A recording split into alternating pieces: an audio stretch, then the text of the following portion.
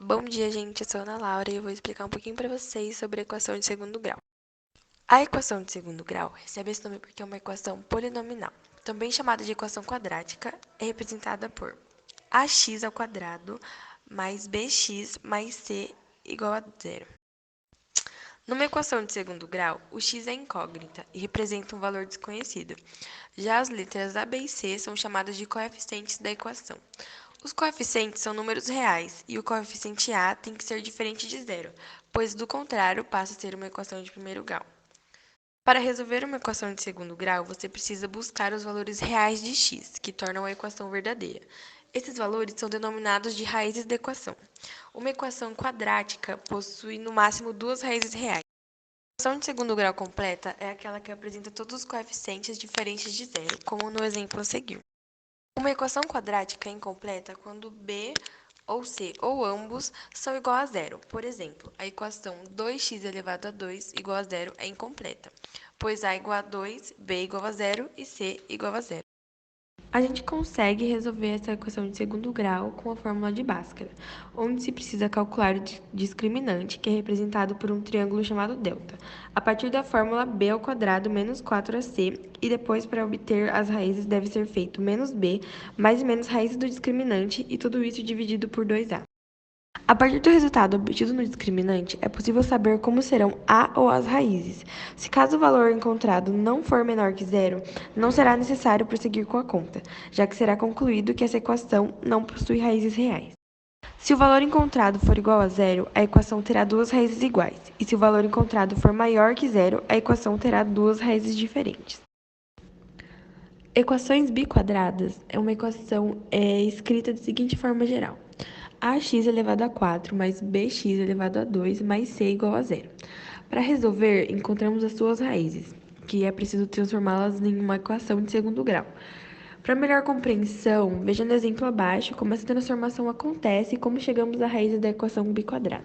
Substituir o variável y elevado a 2 por x. Isso significa que onde for y elevado a 2, a gente pode colocar a letra x. A equação irracional é aquela na qual a incógnita está em um radicando. Como podemos notar, a incógnita x aparece no radicando. Logo, se utilizarmos a equação escrita deste modo, nada poderemos fazer.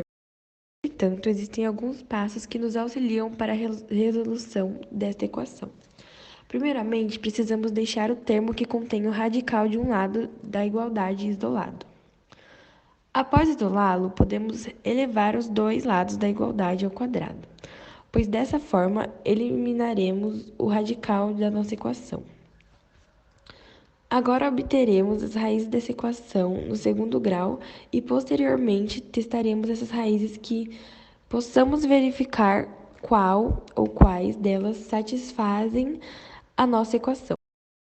Função de segundo grau.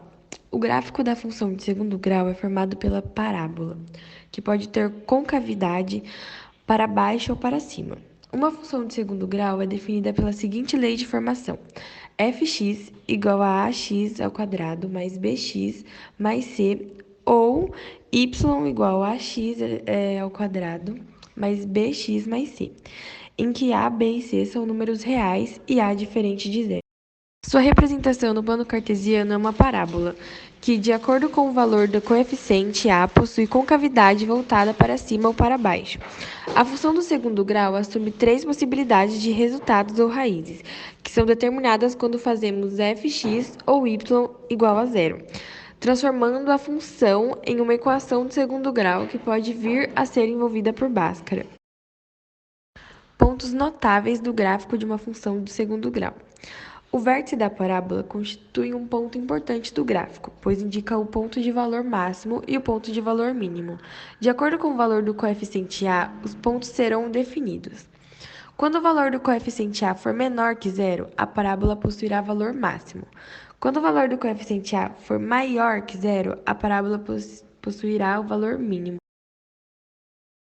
Outra relação importante na função do segundo grau é o ponto onde a parábola corta o eixo y. Verifica-se que o valor do coeficiente c na lei de formação da função corresponde ao valor do eixo y, onde a parábola é o intersecto.